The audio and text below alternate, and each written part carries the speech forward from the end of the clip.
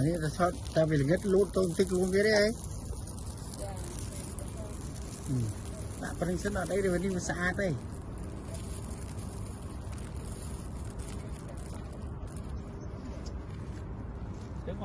nó mà rong tết merci monsieur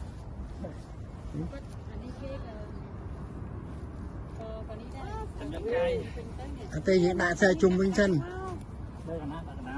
cầm đã quạt trung bình thân đang đi quạt trung bình thân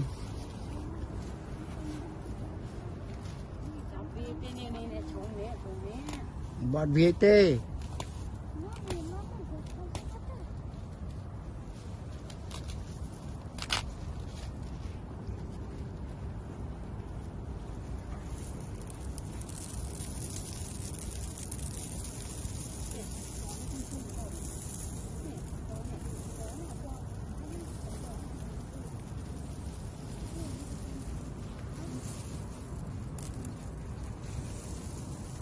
Berangan nak roi thamo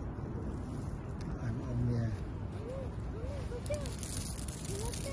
đây ni nè canal bên đây với sọt tụt luôn Việt đấy anh ấy nữa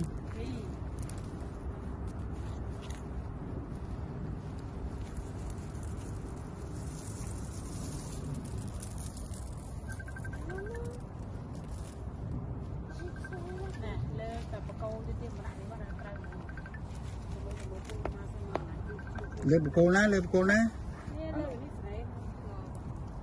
học yên nha thích máu